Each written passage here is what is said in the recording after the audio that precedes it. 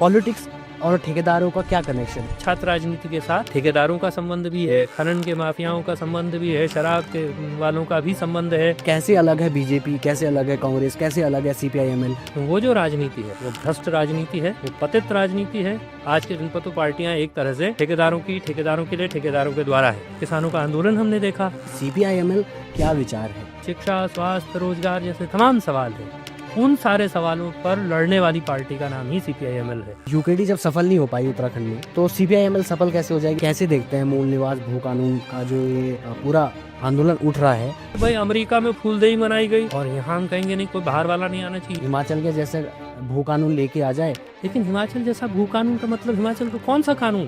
त्रिवेंद्र रावत ने एक तरह से यहाँ की जमीनों की लूट का खुला इंतजाम किया। हालिया दौर में आपको सबसे ज्यादा बदलाव किस चीज में दिखा? फोन स्मार्ट है, उसको इस्तेमाल करने वाला आदमी स्मार्ट नहीं है। कई बार गोदी मीडिया का जिक्र आता है, सत्ता के पक्ष में खड़ा मीडिया। लोकल मीडिया का रोल कितना इम्पोर्टेंट हो जाता है? उनका काम है कि वो अपने सोशल मीडिया पर सरकार की तारीफ करें, उनको पैसा मिलता है इस बात का।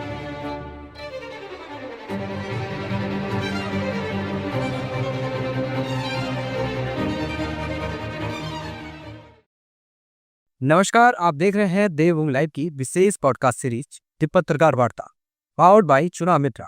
आज के इस एपिसोड में हमारे गेस्ट है इंद्रेश मैकुरी जी। इंद्रेश मैकुरी जी छात्र जीवन से ही पत्रकारिता से जुड़े और आगे चलकर छात्रों को भी उन्होंने पत्रकारिता की सीख दी। आज वे वर्तमान में सामाजिक एवं राजनीतिक मुद्दों पर अपनी बात खुलकर रखते हैं और इस पॉडकास्ट में भी हम उनसे विभिन्न मुद्दों और मसलों पर बात करेंगे। सर, सबसे पहले तो बहुत बहुत धन्यवाद आपका कि आपने हमें अपना महत्वपूर्ण समय दिया। मैं सबसे पहले तो आपसे ये बात जानना चाहता हूँ कि आप पत्रकारिता के छात्र भी रहे, आपने पत्रकारिता में शिक्षक के तौर पे भी काम किया। आज के समय में हम लोग आपको एक एज अ सोशल एक्टिविस्ट जानते हैं या सीपीआईएमएल के नेता के रूप में जानते हैं। मैं आपसे ये जानना चाहता हूँ कि आखिर आप पत्रकारिता में आए कैसे, शुरुआत कैसे हुई पत्रकारिता की? देखिए, पत्रकारिता का जहाँ तक मसला है तो एक ज़माने में हम लोग आज़ादी के आंदोलन के समय में, तो अकबर इलाहाबादी का बड़ा प्रसिद्ध शेर है पत्रकारिता के संदर्भ में। वो लिखते हैं कि खींचो न कमानों को न तलवार निकालो, खींचो न कमानों को न तलवार निकालो, और जब तोप मुकाबिल हो तो अखबार निकालो। तोप से मुकाबला हो तो अखबार निकालो। तो अखबार ऐसी चीज़ है कि जो तोप का भी मुकाबला कर सकती है। तो ये आज़ादी के आंदोलन के समय में अकबर इलाहाबादी ने शेर लिखा। तो उस तरह से पत्रकारिता एक ऐसा पेशा जो पढ़ने लिखने वालों को आकर्षित करता है, जो एक समय में लगता है कि हाँ, कुछ चीज़ें लिखेंगे तो उसका असर पड़ेगा। लिखे हुए शब्दों की जो ताकत है वो आकर्षित भी करती है, वो प्रभावित भी करती है, और लगता है कि उसमें ये ताकत है कि वो कुछ चीज़ों को बदल सके। तो एक तरह से मेन स्ट्रीम पत्रकारिता या फुल टाइम पत्रकारिता कहिए तो वो तो उस तरह से कभी नहीं हुई, लेकिन लिखने पढ़ने से ज़रूर मेरा वास्ता रहा। तो वो एक सिलसिला है जो कि आंदोलनों के बीच में से ही निकला है एक तरह से, और उसी ने उसको दिशा भी दी। आपने गढ़वाल विश्वविद्यालय से मतलब पत्रकारिता की पढ़ाई की थी, मास कॉम किया आपने? मैंने बीजे किया, फिर एमजे में किया। अच्छा, शिक्षक के तौर पे भी आप वहाँ पर रहे? वो तो ऐसा हुआ कि हमारे समय में, जैसा मैंने कहा कि बीजे और एमजे कोर्स होता था, फिर वहाँ एमए मास कम्युनिकेशन होने लगा। तो एमए मास कॉम में शुरुआती तौर पर, चूँकि जब ये कोर्स शुरू हुआ तो टीचर्स की अवेलेबिलिटी उस तरह से नहीं थी, और जो पत्रकारिता विभाग के हमारे विभागाध्यक्ष थे प्रोफेसर AR डंगवाल, तो उन्होंने एक दिन मुझसे आके कहा कि कुछ एक क्लास पढ़ा दोगे? तो मैंने कहा ठीक है सर, मैं पढ़ा दूंगा आके। उन्होंने कहा पैसा नहीं मिलेगा। मैंने कहा नहीं, वो चाहिए भी नहीं, इसलिए कि पैसा मिलने के बाद एक्टिविज्म वाली जिम्मेदारी पर थोड़ा अंकुश लगेगा, तो वो उसकी ज़रूरत नहीं है। तो 3 सालों एक एक सेमेस्टर में एक एक क्लास मैंने पत्रकारिता में पढ़ाई। जैसे आप हर मुद्दे पे बहुत बार आप लिखते रहते हैं आज भी, तो उस वक्त मतलब क्या आपके मन में आया कि आप पत्रकारिता की पढ़ाई कर रहे थे, आपने उसमें आगे पढ़ाया भी, फिर आप फुल टाइम सोशल सामाजिक गतिविधियों में आप शामिल हो गए, सामाजिक जो आंदोलन है उनमें शामिल हो गए? ऐसा क्या माहौल बना कि आपको लगा कि अब लिखने से काम नहीं बनेगा, अब तो ग्राउंड पे ही आना पड़ेगा? नहीं, एक्टिविस्ट में पहले से था। अच्छा अच्छा अच्छा। एक्टिविस्ट में पहले से था, और पत्रकारिता उसके बीच में एक उसका लगा कि उसका भी एक पार्ट के तौर पर, एक्टिविज्म के पार्ट के तौर पर पत्रकारिता का भी उपयोग किया जा सकता है। बहुत बार बहुत सारी चीज़ें आप सिर्फ आंदोलनात्मक मोड में नहीं कर रहे होते हैं, बल्कि लिख करके बोल करके भी उसको करते हैं। तो उस रूप में ही मेरे लिए उसका उपयोग था या काम मैं उससे करता रहा। अच्छा, जब आप जैसे मतलब आपने बताया कि आप पहले से एक्टिविस्ट थे, ऑब्वियसली बात है कि आप छात्र राजनीति में रहे होंगे। तो छात्र राजनीति में आपका कैसे आप आए, क्या छात्र राजनीति में आपको अनुभव हुए, वो थोड़ा सा आप बताइए कैसे उसमें चले। हाँ, एक्चुअली क्या हुआ कि शुरुआती तौर पर कहिए तो उसको छात्र राजनीति भी नहीं कह सकते। अच्छे। मतलब मैं छात्र था, लेकिन जो राजनीति हो रही थी वो ठीक ठीक छात्र राजनीति नहीं थी। शुरुआती तौर पर तो 1994 चूंकि उत्तराखंड में एक ऐतिहासिक साल था, और उसमें में उत्तराखंड आंदोलन हुआ बड़ा पैमाने पर, और हजारों की तादाद में लोग उस आंदोलन में उतरे। तो जैसे बहुत सारे लोग उस आंदोलन में उतरे, मैं क्लास 12th में पढ़ता था उत्तरकाशी में, तो उस आंदोलन का हिस्सा मैं भी हुआ। होते होते एक्टिविज्म बढ़ता गया, तो एक लेवल तक तो ये सब चला।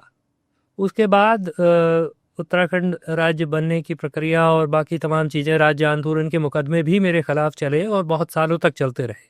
वो एक अलग तरह की कहानी है, उसमें जो लोगों की भूमिका है और कैसे समाज आपके पक्ष में खड़े होता है, वो उसकी मिसाल भी है।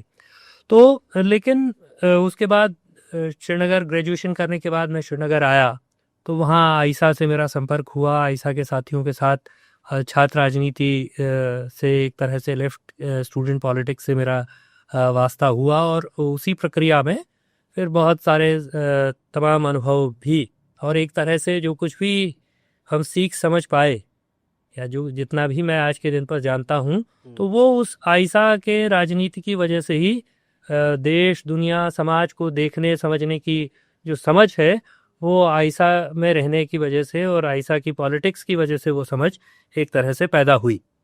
अच्छा, आपने अभी बताया कि जब आप 12वीं में थे, तो मैं एक जगह पढ़ भी रहा था कि आप राज्य आंदोलन में शामिल होने के लिए घर से चले गए। तो क्या वाकया था वो, मतलब क्या घटनाक्रम था, कैसे आप वहाँ तक पहुँचे? नहीं, एक्चुअली घर से जाने जैसा कोई मामला नहीं था। अच्छा अच्छा। मैं उत्तरकाशी में जहाँ रहता था, मैं अपने चाचा जी के साथ रहता था। अच्छा जी। और शुरुआती तौर पर तो चूंकि मैं बहुत इंट्रोवर्ट किस्म का बच्चा था, तो इसलिए बहुत लोगों के साथ बहुत खुल करके उसमें शामिल होना ये सब मेरे व्यवहार में नहीं था। लेकिन एक स्थिति हुई कि आंदोलन में मैं शामिल हुआ। तमाम लोग शामिल हुए, मैं ही कोई अलग से नहीं शामिल हुआ। उस समय तो हजारों की तादाद में लोग शामिल हुए। तो वो जो उत्तराखंड राज्य आंदोलन पर नरेंद्र सिंह नेगी जी का गीत है कि मत पहाड़ उबटी निस गंगाड़ उबटी स्कूल दफ्तर गांव बाजार उबटी मन क्योंकि डार धार धार उबटी हिटण लग्या छन हिटण लग्या छन बैठना को जगह नहीं बाटा भरया छन सड़कों में जगह नहीं बोला कख जाना छा तुम लोग उत्तराखंड आंदोलन में। तो ये इतने लोग, ये पहाड़ से मैदान से यहाँ से वहाँ से सड़कें भरी हुई हैं, इतने बड़े तादाद में। आज के दिन पर हम कल्पना नहीं कर सकते कि ऐसा कोई आंदोलन था, इतने बड़ी तादाद में लोग सड़क पर थे। तो वो एक तरह का जनज्वार था। उसकी अपने तरह की खामियां कमजोरियां हैं, वो तो एक अलग विषय है लंबा चौड़ा। लेकिन उसमें बड़े पैमाने पर व्यापक जन भागीदारी के मामले में उसका कोई जवाब नहीं। वैचारिकी उसकी अस्पष्ट थी, वैचारिक अस्पष्टता का शिकार वो था। तो उसी प्रक्रिया में मैं भी शामिल हुआ बहुत सारे लोगों के साथ। ये ज़रूर बात है कि एक प्रोसेस में चूंकि पॉलिटिकल ओरिएंटेशन होने लगा, तो बहुत सारे लोग वापस लौटे और हम वहाँ सड़क पर ही रह गए, आंदोलन में ही एक तरह से आज के दिन तक भी आंदोलन में ही रह गए। बल्कि आंदोलन की सोच समझ वो थोड़ा सा और व्यापक और विस्तृत उसका फलक हुआ। नहीं, आप जैसे 12 में रहे होंगे तो मुश्किल से 16-17 साल के रहे होंगे। तो पारिवारिक दबाव, जहाँ तक मुझे जानकारी, आपके पिताजी आर्मी में थे, तो थोड़ा सा कैसा माहौल रहता था, आप थोड़ा बताएं अपने बचपन के बारे में। नहीं, वो तो एक्चुअली एक तो थोड़ा सा चूंकि मेरे जहाँ मैं रहता था, मैं अपने चाचा जी के साथ रह रहा था उस समय उत्तरकाशी में। तो उनका शायद किन्हीं आंदोलनों से कोई वास्ता रहा था, बेरोजगारों के आंदोलन से। तो इसलिए ये भी हुआ कि पहले दिन मैं जुलूस में शामिल नहीं हुआ, है ना। आज के दिन पे मैं सोचता हूँ तो मुझको भी सोच के अलग अजीब लगता है कि मैं अच्छा जुलूस में नहीं गया, है ना। और मैं घर आ गया। तो मैं घर आया तो मेरे चाचा जी ने मुझसे पूछा कि तुम ये कैसे आ गए जल्दी स्कूल से। तो मैंने कहा कि जुलूस निकल रहा था, फालतू की बात थी। तो उन्होंने मुझे कहा कि नहीं नहीं, जुलूस में तो जाना चाहिए। तो यहाँ तक तो उनका भी था, यहाँ तक सब परिवार, क्योंकि सारा उत्तराखंड आंदोलित है तो सबका था। लेकिन एक दौर के बाद तो दिक्कत होने लगी। भाई मेरे घर पर आप सोचिए, मैं 12th पास करके बीए फर्स्ट ईयर में पहुंचा हूं और मेरे घर पे पुलिस आई, एकदम पूरा एक जीप भर करके पुलिस, अच्छा। है ना। एक सब इंस्पेक्टर और एक हवलदार ऊपर चढ़ करके आए और उन्होंने कहा कि इस लड़के के खिलाफ तो आंदोलन का मुकदमा है। अच्छा। तो हालांकि उस दिन भी मेरे चाचा ने उसको बहुत उस तरह से डील किया जो मैं आज सोचता हूँ कि मैं तो कर सकता हूँ, लेकिन कोई सामान्य आदमी कैसे कर सकता है ऐसे पुलिस का सामना। वो पुलिस से एक तरह से भिड़ गए और बहुत ही आक्रामक अंदाज में उन्होंने पुलिस वालों से कहा कि इसके खिलाफ कोई चोरी का मुकदमा नहीं है, कोई बदमाशी का मुकदमा नहीं है, आंदोलन का मुकदमा है इसके खिलाफ, तो आप ऐसे कैसे घर चले आए, है ना। तो ये था। लेकिन इसके साथ साथ ये भी था कि परिवार में चूंकि उस तरह का कोई राजनीतिक पृष्ठभूमि नहीं है, ये तमाम चीज़ें नहीं है, तो ये भी एक दफ़े मेरे पिताजी ने मुझसे कहा कि कोई आज़ादी की लड़ाई थोड़ा हो रही है ना, आज़ादी का आंदोलन नहीं चल रहा है, देश बहुत पहले आज़ाद हो चुका है। तो वो सब रहता है, सारी तरह के दबाव रहते ही हैं। परिवार, घर, कौन चाहता है, ख़ासतौर पर मध्य वर्गीय परिवार तो नहीं चाहता कि उसका बच्चा जो है वो जाकर के इस तरह के आंदोलन में चला जाए या पॉलिटिकल होल टाइमर हो जाए। अब ये पॉलिटिकल होल टाइमर होना तो एक अलग तरह की बात है जो बहुत आम समाज को समझ में भी नहीं आती कि अच्छा राजनीतिक काम है और रोज़ यही करना है। तो क्योंकि आम तौर पर जो राजनीति हमारे सामने है, जो मुख्य धारा की राजनीति हमारे सामने है, तो वहाँ तो लोग हैं, उनके 36 तरह के धंधे हैं, वो ठेकेदार हैं, गलेदार हैं, पेट्रोल पंप वाला है, ये सब है, तब राजनीति करता है। हम जो राजनीति कर रहे हैं तो उसमें तो ये सब है नहीं, ठेकेदार गलेदार आप हो नहीं सकते, बाकी सब कुछ हो नहीं सकता, आपको सिर्फ वैचारिकी है जो आपको खड़ा रखती है। तो वो थोड़ा सा होता है, उसमें तो तमाम तरह की चीज़ें होंगी ही, जो बहुत निजी भी हैं तो उनको बहुत सार्वजनिक रूप से कहना भी ठीक नहीं है। नहीं मतलब क्या होता है ना, आप आज के दौर में बहुत ही सक्रिय सामाजिक कार्यकर्ता के रूप में हैं। बहुत से लोगों का एक सवाल रहता है कि आप एक फैमिली बैकग्राउंड, आपका फैमिली बैकग्राउंड कैसा है। कई बार लोग परवरिश पर भी सवाल करते हैं, लेकिन आपसे जो मुझे जानकारी है, मुझे जितना जानकारी है, मुझे ये जानकारी आपके एक फौजी परिवार से आते हैं और वहाँ पर बड़ा सख्त वो रहता है जहाँ तक मुझे जानकारी। तो मैं वही जानना चाहता हूँ कि वो सख्ती के बीच में ये क्रांति की लहर कहाँ से निकली। नहीं, मैं तो शुरुआती तौर पर अगर आप देखेंगे तो मेरा जो शुरुआती एजुकेशन है वो आर्मी स्कूल्स में है। यहाँ देहरादून में भी क्लेमेंट टाउन में आर्मी स्कूल में मैं पढ़ा हूँ। अच्छा। हाँ, तो यहाँ भी मैं पढ़ा देहरादून में, और भी देश में, दिल्ली में आर्मी पब्लिक स्कूल में पढ़ा, जालंधर में, अम्बाला में, बहुत सारी जगह अलग अलग जाना रहता था। जहाँ पिताजी अच्छा। का ट्रांसफ़र पोस्टिंग होती रहती थी, वहाँ हम जाते रहते थे, तो वहाँ आर्मी स्कूल्स में हम पढ़े। लेकिन एक संवेदनशीलता किन्हीं वजहों से बनती है, अब उसको ठीक ठीक व्याख्यायित कर पाना भी संभव नहीं कि वो कैसे बनती है। वो तो छोटी छोटी चीज़ें जो मैं याद कर पाता हूँ कि भाई शुरुआती तौर पर स्कूल में जब हम पढ़ते थे तो स्कूली जीवन में जब नया साल शुरू होता था, नया सेशन शुरू होता था और नई किताबें आती थी, तो हिंदी और अंग्रेजी की किताबें वो होती थी जो मैं पहले पढ़ चुका होता था। मतलब स्कूल शुरू होने से पहले चूंकि नई किताब आई तो वो दोनों किताबें मैं पढ़ चुका होता था, है ना। तो ये कविता कहानी के प्रति रुचि या साहित्य के प्रति रुचि एक विकसित हुई और उससे शायद एक संवेदनशीलता भी विकसित हुई। और अपने चारों तरफ भी हो सकता है कि इस तरह की बातें हो जिसको आज मैं ठीक ठीक नहीं रिकॉल कर रहा हूँ, लेकिन एक तरह से ये बात कि भाई चीज़ों को सही होना चाहिए, ईमानदारी होनी चाहिए, तो ये बात तो अपने चारों तरफ मौजूद थी, है ना। तो वो भी एक तरह से ओरिएंट करती है। तो धीरे धीरे करके एक स्थिति बनती है कि जहाँ आप लगातार ये देखते आते हैं कि नहीं, कुछ चीज़ गलत हो रही है, तो गलत को गलत कहना और सही को सही कहना, तो ये एक रास्ता है जो बनाता है, जो यहाँ तक चीज़ों को ले जाता है। छात्र राजनीति में जब आप आए तो आप छात्र संघ अध्यक्ष रहे, आइसा से ही आपने छात्र संघ अध्यक्ष बने, उसके अलावा आप आइसा के राष्ट्रीय अध्यक्ष भी रहे। तो मैं आपसे ये जानना चाहता हूँ कि जो छात्र राजनीति होती है और जो मुख्य धारा की राजनीति होती है, उन दोनों में कनेक्शन कैसे होता है, एक बेसिक चीज़ें क्या होती है, मतलब छात्र राजनीति और उसकी। देखिए, छात्र राजनीति एक तरह से बुनियाद है जो आपको रास्ता बताती है। तो दोनों तरह की बुनियादें हमारे यहाँ मौजूद हैं। हमारी धारा की राजनीति भी है जो एक तरह से, जिसका नारा है, हम आइसा के ज़माने से छात्र संघों के बारे में नारा लगाते रहे कि छात्र संघ को मुक्त करो ठेकेदार दलालों से, छात्र संघ है छात्रों का, गुंडों की जागीर नहीं। तो एक राजनीति ये है। एक दूसरी राजनीति है जहाँ ठेकेदारी और दलाली ही अंततः उद्देश्य है, जहाँ गुंडई और बदमाशी अंततः तो उद्देश्य है। आप ये बात कह रहे हैं, मुझे बड़ी कठिन लग रही है, मुझे समझ नहीं आ रही कि पॉलिटिक्स और ठेकेदारों का क्या कनेक्शन है। मैं तो थोड़ा सरलता से आपसे जानने का प्रयास कर रहा हूँ।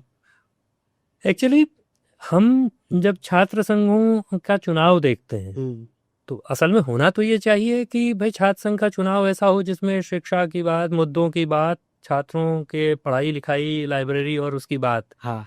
लेकिन आम तौर पर जो जिसको लोग मुख्यधारा की राजनीति कहते हैं या जिसको हम देखते हैं, तो उसमें जब आप देखते हैं कि भाई बड़ा बड़ा जुलूस निकल रहा है, भयंकर हजार हजार लड़कों का जुलूस निकल रहा है। तो एक दिन मैं श्रीनगर के गोला बाजार में खड़ा था और मैं देख रहा था कि 1000 लड़कों का जुलूस निकल रहा है। तो मैंने, मेरे साथ कोई खड़े थे, उनसे कहा कि देखो ये भीड़ है और इस भीड़ का एक नेता भी है, लेकिन ये भीड़ होते हुए भी नहीं है, क्योंकि जिसके पीछे इतनी भीड़ की ताकत होगी, अगर ये भीड़ वास्तविक हो तो उसको तो रोज शहर का प्रशासन भी सलाम करने जाएगा, उसकी इतनी ताकत होगी। लेकिन ये भीड़ इसने पैसे के दम पर जनरेट की है या शराब के दम पर ये भीड़ इकट्ठा करके लाया है। अब ये पैसा कहाँ से आ रहा है? तो पैसा तो किसी के माँ बाप नहीं दे रहे हैं, एक्सेप्शनली हो सकता है दे, लेकिन आम तौर पर किसी माँ बाप ये नहीं दे रहे होंगे कि 1 लाख 2 लाख 5 लाख 10 लाख रुपया जाओ और चुनाव पर खर्च करो, है ना। तो और छात्र संघ कोई ऐसी चीज भी नहीं है कि भाई उसमें कोई तनख्वाह मिलती हो और रिटायरमेंट पे पेंशन मिलती हो, कुछ भी नहीं मिलता। छात्र संघ तो एक तरह से जैसे मजदूरों का यूनियन है वैसे ही स्टूडेंट्स का यूनियन, उससे ज्यादा वो कुछ भी नहीं है। तो लेकिन अगर उसमें कोई लाखों रुपया खर्च कर रहा है और ढेर सारी शराब और मुर्गा और सब बहा रहा है, तो जाहिर सी बात है कि वो पैसा वसूल होगा और फिर वो वैसा पैसा जो जिसने इन्वेस्ट किया है वो पैसा वसूल करेगा, उस पैसे की वसूली की कोशिश करेगा। तो ये छात्र राजनीति का बहुत, ये छात्र राजनीति के साथ ठेकेदारों का संबंध भी है, खनन के माफियाओं का संबंध भी है, शराब के वालों का भी संबंध है, जो अनिवार्य रूप से नियमतः कुछ पॉलिटिकल पार्टीज के स्टूडेंट ऑर्गेनाइजेशन को पैसा भी पहुंचाते हैं, शराब भी पहुंचाते हैं। तो जो करप्ट प्रैक्टिसेस उसके पीछे, तो वो एक तरह से उस छात्र राजनीति को फिर पतित भी करती हैं। और इसीलिए होता है कि छात्रों के मुद्दों के अलावा बाकी सब चीज़ों में भी लोग इन्वॉल्व देखे जाते हैं।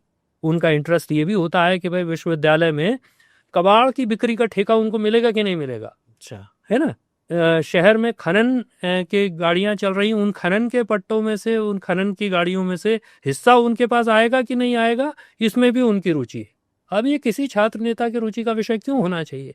विश्वविद्यालय में कबाड़ बिके कि विश्वविद्यालय में उसकी नीलामी हो, इसमें किसी छात्र नेता की रुचि क्यों होनी चाहिए? क्या छात्र हित का मामला? लेकिन ये मामला है क्योंकि आप जैसी प्रैक्टिसेस के साथ चुनाव लड़ते हैं वैसी ही प्रैक्टिसेस को आगे भी बढ़ाते हैं। तो एक तरह से छात्र राजनीति वो बुनियाद तय करते हैं कि राजनीति का चेहरा मोहरा कैसा होगा। तो उस राजनीति के चेहरे मोहरे में जो साफ सुथरी राजनीति है, जो ठेकेदार और दलालों से उसको मुक्त करने का नारा लगाती है, उसके लोग हैं, उनको आप अलग से देख सकते हैं। और जो ठेकेदारों और दलालों के साथ ही ऊपर को बढ़ते जाते हैं, उनको भी आप देख सकते हैं। अच्छा, आपने मुझे बड़ा आसानी से मैं समझ पा रहा हूँ अब कि आप किस वजह से ये कह रहे हैं कि ठेकेदारों का कनेक्शन छात्र राजनीति से। लेकिन आपने जो पॉलिटिक्स की, आप किस पॉलिटिक्स को बेस आपने बताया कि भाई मैं इन मुद्दों को लेकर, मैं मान सकता हूँ कि ये मुद्दे आपके रहे होंगे कि आप धनबल के खिलाफ या फिर जो ये ठेकेदारी प्रथा है इन सब के खिलाफ हो रही थी। लेकिन आपके दौर की जो राजनीति थी और आज की जो छात्र राजनीति है उसमें कितना फर्क आप देखते हैं? उस वक्त और इस वक्त में कुछ कॉमन भी है? कॉमन तो स्टूडेंट के इश्यूज हैं, आज भी छात्रों के सवाल हैं, आज भी शिक्षा पर जो जिस तरह का निजीकरण का, बाजारीकरण का हमला है, आज भी ये कोशिश है नई शिक्षा नीति के बाद कि भाई बड़े हिस्से को छात्र छात्राओं की शिक्षा से बाहर करने का रास्ता बना दिया जाए। ये आज के दिन पर भी सवाल है। कैंपसेस के भीतर भी जिस तरह का एक तरह से सेमेस्टर सिस्टम और ये ला करके जो नई शिक्षा नीति के बाद भी हुआ है, उससे पहले से शुरू हो गया था कि एक तरह से लोगों को सिर्फ वो परीक्षा देने वहाँ जाएं, रोज ही वहाँ एग्जाम हो रहा है, इसके अलावा कोई चीज़ वहाँ हो नहीं रही है। तो ये सब तो है। स्टाफ का क्रंच है, लाइब्रेरी की सुविधाएं प्रॉपर नहीं है, तो लाइब्रेरी का सवाल तो हर दौर में ही खड़ा रहा है एक तरह से, हमसे पहले के दौर में भी, हमारे समय में भी, हमारे बाद के समय में भी। तो ये है। लेकिन छात्र राजनीति में को एक तरह से जो ख़त्म करने की कोशिश हुई, और वो मैं समझता हूँ कि सरकारों ने, सत्ताओं ने बहुत सिस्टमेटिक तरीके से किया। तो एक तो ये हुआ कि भाई पूरा सिलेबस, पूरा कोर्स या वो पूरा सिस्टम ऐसा बना दो कि छात्र छात्राओं को सर उठाने का समय ना मिले। रोज एग्जाम हो रहा है, रोज एग्जाम देना, इंटरनल एक्सटर्नल अलाना फलाना सब रोज एग्जाम देना। तो एक तो ये, दूसरा जो 2006 में सुप्रीम कोर्ट ने लिंगदो कमेटी की सिफारिशें लागू की, तो उन लिंगदो कमेटी की सिफारिशों को लागू करते हुए ये कहा गया कि भाई छात्र संघ के चुनावों को साफ सुथरा बनाना है। और 2006 से ये 19 साल हो चुके, 2007 से हमारे यहाँ भी लागू हो गया। तो तब से ये 18-19 सालों में कोई एक चुनाव बता दो जो साफ सुथरा हुआ हो। तो साफ सुथरा तो चुनाव नहीं हुआ, धन बल बाहुबल का प्रभाव उसमें नहीं रुका, लेकिन छात्र संघ में जो छात्र नेताओं की भूमिका होती थी तो उसको एक कमजोर कर दिया, छात्र संघ को भी कमजोर कर दिया। तो एक जमाने का छात्र संघ वो था जो हमसे पहले वाले दौर का छात्र संघ था, यहाँ 20 बरस आदमी चुनाव लड़ता रहता था। तो एक अति वो थी, है ना। हालांकि उसमें भी बहुत अति वाले केस कोर्ट किए गए। सुप्रीम कोर्ट में जब लिंगदो कमेटी की वो सिफारिश गई तो उसमें एक कोई इलाहाबाद यूनिवर्सिटी का छात्र नेता का किस्सा था कि भाई वो 45 साल की उम्र तक चुनाव लड़ते थे। अच्छा। तो लेकिन ये एक्सेप्शनल है, सब 45 साल की उम्र तक नहीं लड़ते थे। हाँ, 30-32 तक तो लोग रहते थे कैंपसेस में, 8-10 साल रहते थे। लेकिन अब आपने जो ये कर दिया कि भाई वो नॉकआउट सिस्टम है, एक बार चुनाव लड़ो और बाहर हो जाओ, तो जीतो कि हारो। तो ये छात्र संघों को साफ सुथरा नहीं बना रहा, बल्कि इसने छात्र राजनीति में पैसे का प्रभाव, धन बल का प्रभाव, बाहुबल का प्रभाव बढ़ा दिया, क्योंकि जीवन मरण का सवाल है, एक ही बार में जीतना है। तो एक तरह से छात्र राजनीति कमजोर हुई और उसमें धन बल बाहुबल का प्रभाव जबरदस्त तरीके से बढ़ा। और ये अफसोस की बात है कि सुप्रीम कोर्ट के आदेश के बावजूद बढ़ा। हमने बहुत सालों लगातार, अभी 1-2 साल पहले भी एक जिले के एसएसपी को मैंने पत्र भेज करके कहा कि सुप्रीम कोर्ट की गाइडलाइन है, ये जुलूस नहीं निकल सकता है ऐसा। अच्छा। और आप पर बाइंडिंग है ये, क्योंकि सुप्रीम कोर्ट ने जब लिंगदो कमेटी का आदेश जारी किया तो उसमें लिखा कि ये सारे राज्यों के डायरेक्टर जनरल ऑफ पुलिस और सारे राज्यों के मुख्य सचिवों को भेजा जाना है, इसको उन्होंने लागू करवाना है, उन्होंने इंश्योर करना है कि ये लागू हो। ये चुनावी रैलियां होती है छात्र, हाँ, ये नहीं हो सकती है, ये रैली हो ही नहीं सकती। यहाँ पुलिस संरक्षण में निकलती है रैलियां, पुलिस उस जुलूस का नेतृत्व कर रही होती है। तो ये जुलूस नहीं हो सकता, कैंपस से बाहर कोई जुलूस नहीं हो सकता, प्रिंटेड सामग्री नहीं हो सकती। लिंगदो कमेटी की सिफारिशों को अगर आप देखें तो कोई प्रिंटेड सामग्री नहीं हो सकती। यहाँ देहरादून से लेकर के और देश के किसी हिस्से में चले जाइए या इस प्रदेश के किसी हिस्से में चले जाइए तो प्रिंटेड सामग्री की तो भरमार है। तो पैसे का प्रभाव और वो तो बहुत साफ तौर पर दिखाई देता है। तो ये छात्र राजनीति में सत्ता की वजह से ऐसा होता है कि खुलेआम जो समितियां बनी हैं, उनके नियम बनाए हुए हैं, उनके जो अवधारणाएं हैं, उनके उद्देश्य जो है उस खुलेआम तो ऐसे ही धज्जियां उड़ रही हैं उनकी। तो इन पे कार्रवाई के लिए कभी कोई सामाजिक दबाव ऐसा बनाया जाता है किसी के थ्रू या कुछ? एक लेवल पर दबाव की कोशिश होती है, दबाव से थोड़ा बहुत परिणाम भी निकलता है, ये भी है। मैंने जैसे आपको खुद भी उदाहरण दिया कि अभी 2 साल पहले ही मुझे कुछ लोगों ने भेजा, तो मैंने एक जिले के एसएसपी को उनको पत्र लिख करके कहा कि ये नहीं हो सकता, ऐसा नहीं किया जा सकता। तो जब आप लॉजिकली कुछ बात कहते हैं तो थोड़ा उसकी सुनवाई हो जाती है। लेकिन मोटे तौर पर तो चूंकि जो पेरेंट बॉडी है एक तरह से कहिए तो, जिनका छात्र संगठन है वो सत्ता में है और उनका अपना तौर तरीका भी वही है, और वो सोचते हैं कि हमारे नीचे जो है उनको तो छूट होनी ही चाहिए, उनके तो गुंडागर्दी भी माफ हो जाएगी। अंततः तो वो गुंडाई भी करेंगे तो उनके खिलाफ मुकदमा भी दर्ज होगा, तो जनहित का वास्ता देकर के मुकदमा भी वापस हो जाएगा। ऐसे उदाहरण इसी राज्य में हैं। तो ये एक तरह से अपने क्षुद्र राजनीतिक स्वार्थों के लिए नई राजनीति को, जो नई राजनीति संभावनाशील हो सकती है, जिसमें कुछ वैचारिकी के लिए भी स्कोप हो सकता है, उसको एक तरह से पतित करना है, उसका क्षरण करना है, उसका नुकसान करना है, ये सिर्फ अपने वेस्टेड पॉलिटिकल इंटरेस्ट के लिए।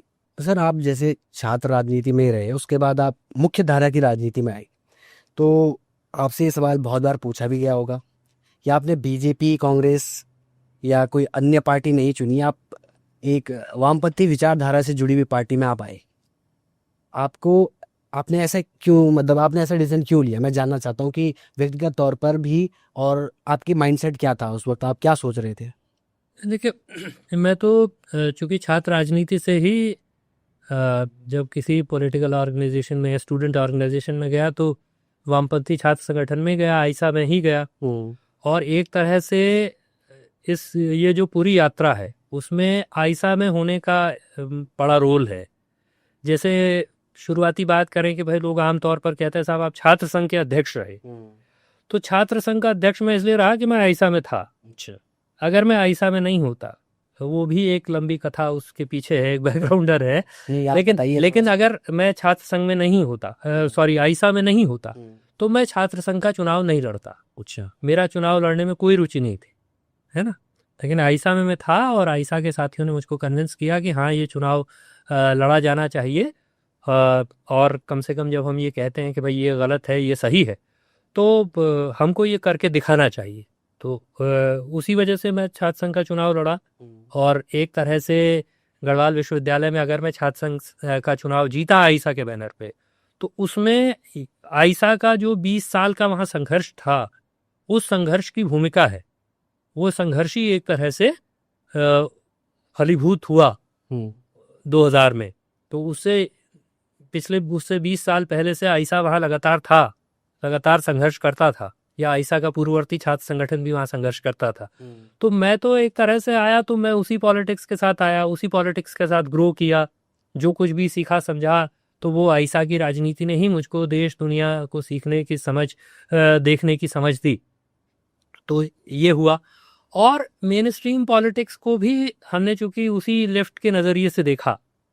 हमारे लिए, लेफ्ट के लिए, चूंकि राजनीति कोई सिर्फ सत्ता पाने का जरिया नहीं है, सत्ता पाने का उसका उद्देश्य भी नहीं है अल्टीमेटली, बल्कि एक बेहतर दुनिया, एक बेहतर समाज बनाने का नज़रिया उसके पीछे है। और एक लंबी लड़ाई की तैयारी भी उसके पीछे है कि इसके लिए लड़ना पड़ेगा, वे समाज बदलेगा, दुनिया बदलेगी, एक ऐसा समाज बनाना जिसमें किसी तरह के भेदभाव के लिए, किसी तरह की गैर बराबरी के लिए, किसी तरह की असमानता के लिए जगह ना हो। तो ये एक बड़ा सपना है। इस सपने के सामने वो विधायक बनेंगे, मंत्री बनेंगे, मुख्यमंत्री बनेंगे, ये सपने बहुत छोटे छोटे सपने हैं। ये नितांत निजी किस्म के सपने बहुत छोटे छोटे हैं।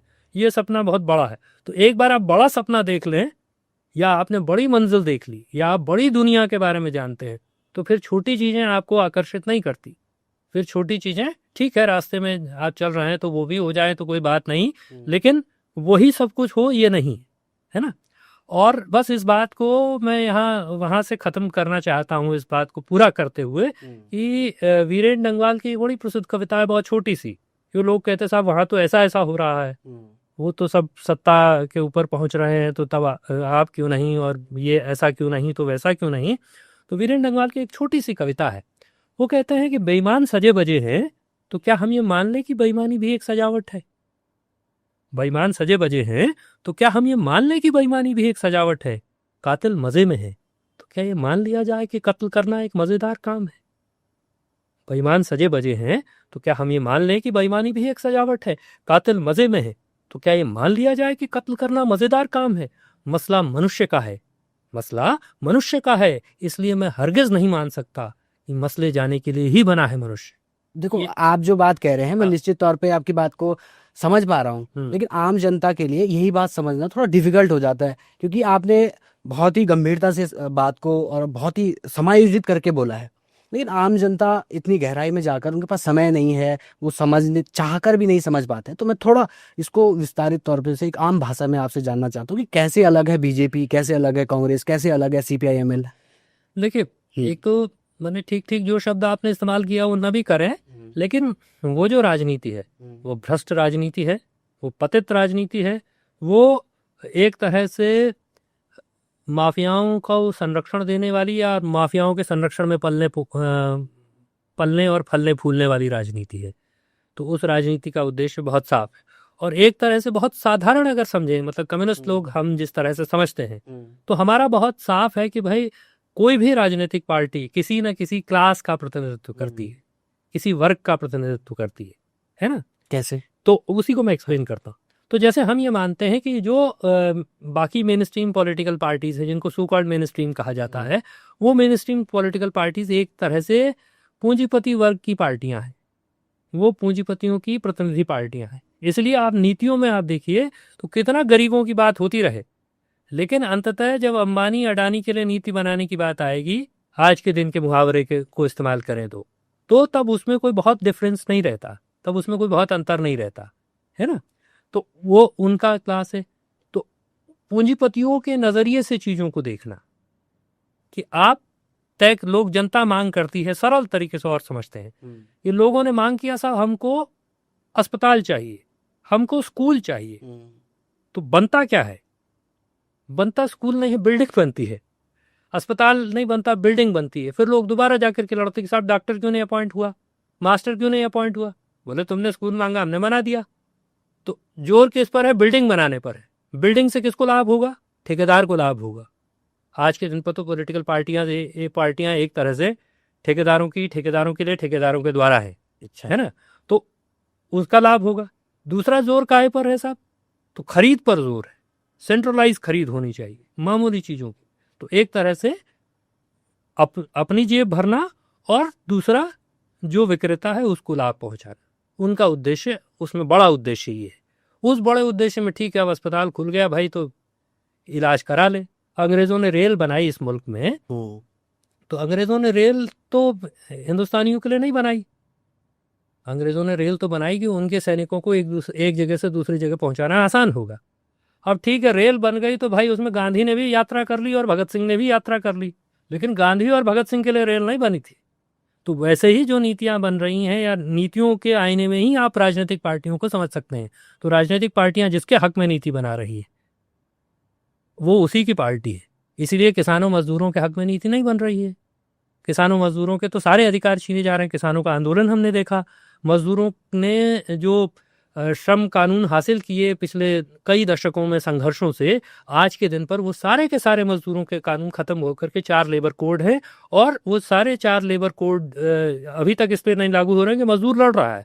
तो लेकिन वो इसलिए कि मालिकों को सहूलियत हो सके, पूंजीपति को सहूलियत हो सके। मजदूर यूनियन बनाता है, इससे पूंजीपतियों को तकलीफ होती है, उसे दिक्कत होती है। तो सरकार का काम क्या है? वो पूंजीपतियों की दिक्कत आसान करे, वो मजदूरों का हित आसान करे, ये काम नहीं है ना? तो क्योंकि उनका ओरिएंटेशन उनकी पक्षधरता है। हमारी पक्षधरता किसान के प्रति, मजदूर के प्रति, समाज के कमजोर तबके के प्रति, ये बहुत साफ साफ अंतर है। आप उसके पक्ष में खड़े हैं, हम इसके पक्ष में खड़े हैं। इसीलिए ये हुआ कि जब इलेक्टोरल बॉन्ड इस देश में आया, जिसको सुप्रीम कोर्ट ने अंततः गैर कानूनी घोषित कर दिया, तो वो इलेक्टोरल बॉन्ड में आप देखिए तो कि कौन पॉलिटिकल पार्टीज हैं जिन्होंने पैसा नहीं लिया? तो उसमें सिर्फ कम्युनिस्ट पार्टियां हैं जिन्होंने इलेक्टोरल बॉन्ड से पैसा नहीं लिया।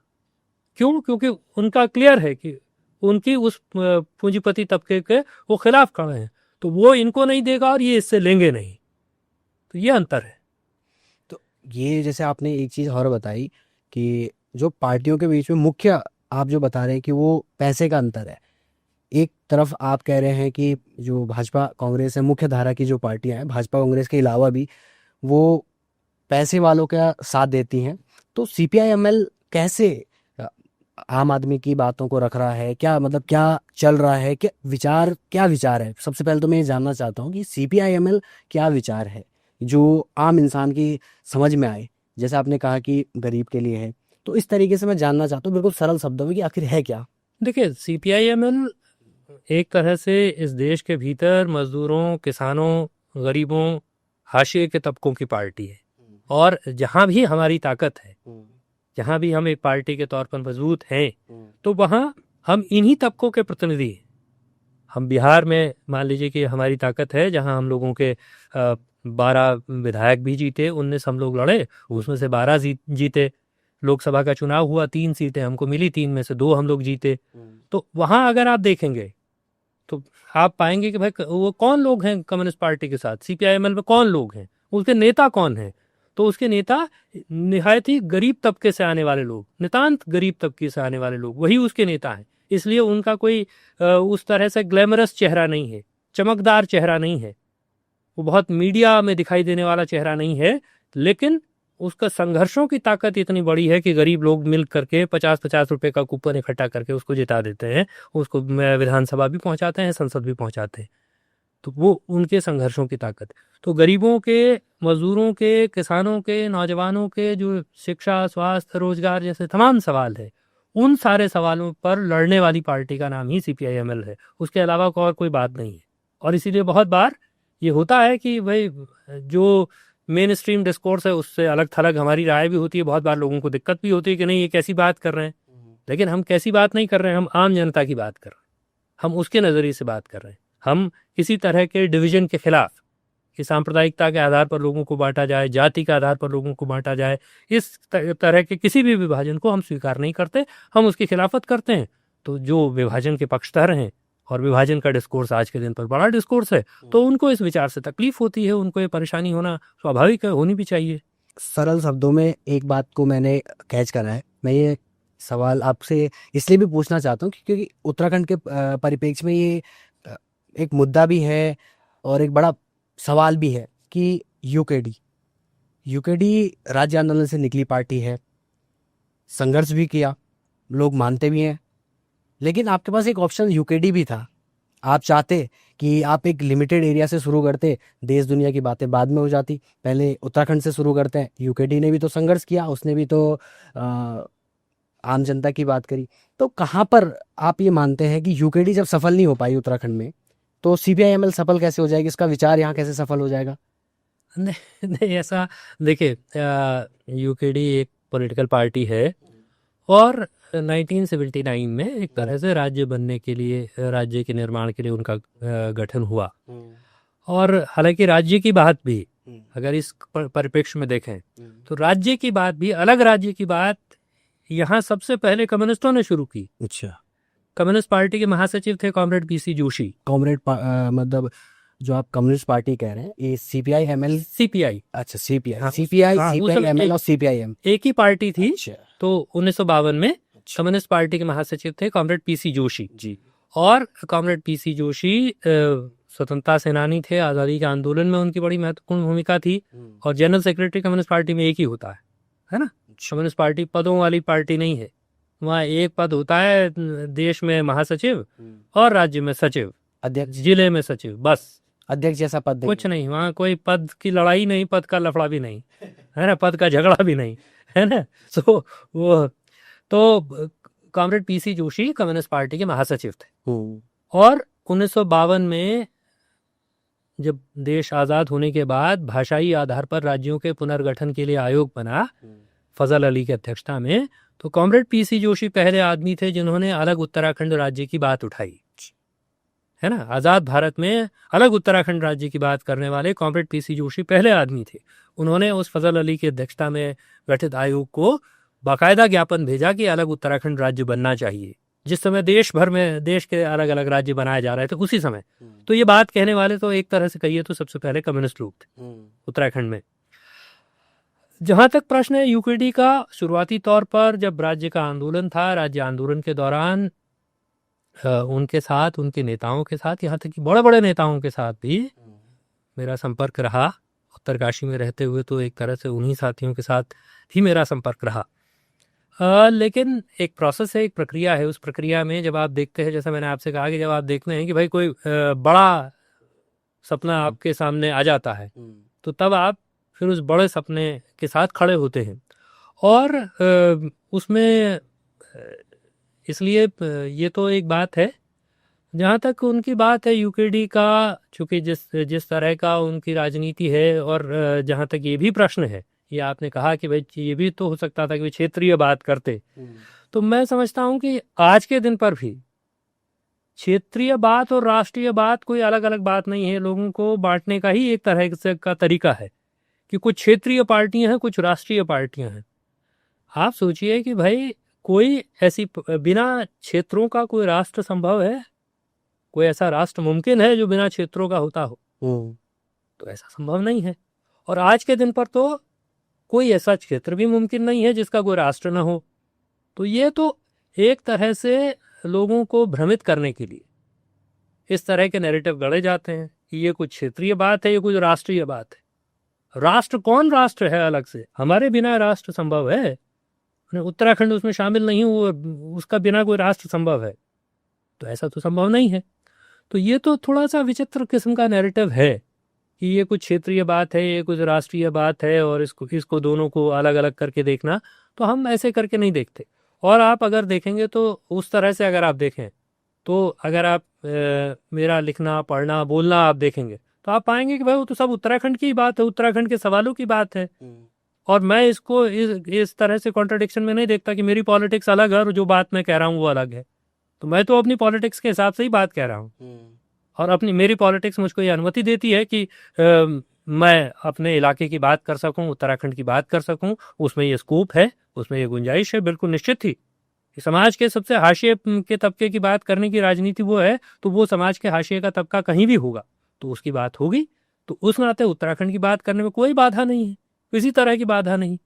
वो तो चुनाव में भी जब लोग इस तरह की बात कहते हैं तो मैंने कई बार लोगों से कहा कि जिस दिन मैं ये कहने लगूं कि नहीं भाई आपकी लड़ाई में आपका संघर्ष तो ठीक है लेकिन मेरी पार्टी मुझको रोक रही है, उस दिन आप कहना कि तुम गलत पार्टी में हो, इसलिए हमारे तुम्हारी पार्टी से सहमति नहीं है। तो यहाँ जनता का कोई संघर्ष हो जिसके साथ हम नहीं खड़े हुए हों, जनता की कोई जेन्युइन लड़ाई हो जिसके साथ हमारी पार्टी नहीं खड़ी हुई हो, मैं नहीं खड़ा हुआ हूँ, तो ऐसी तो कोई लड़ाई, ऐसा कोई संघर्ष नहीं है, है ना। तो राजनीतिक रूप से इसमें कोई विरोधाभास, कोई ऐसी बात नहीं है। तो इसलिए एकदम मुझे नहीं लगता कि यहाँ CPIML में होने से और क्षेत्रीय हितों की बात करने में कोई दिक्कत है, कोई समस्या है। तो आप मतलब आप ये कहना चाहते हो कि आप UKD भी ज्वाइन कर सकते हो, क्योंकि हालिया दौर में 2027 में विधानसभा चुनाव होने वाले हैं और बहुत जगहों पर सोशल मीडिया पर में एक अलग मोर्चा, तीसरा मोर्चा जिसे लोग कह रहे हैं, उसमें आपका नाम शामिल है। बहुत जगह लोग ये मांग उठा रहे हैं कि इंद्रेश मैखुरी को तीसरे मोर्चे में शामिल होकर उत्तराखंड की एक क्षेत्रीय पार्टी बनानी चाहिए। और मैं इसीलिए ये सवाल आपसे पूछ रहा था क्योंकि मुझे पता था अगर मैं डायरेक्ट आपसे ये सवाल पूछूंगा तो शायद इसका जवाब मुझे नहीं मिल पाएगा, लेकिन इनडायरेक्टली क्या इसका जवाब हाँ में आपने दिया है?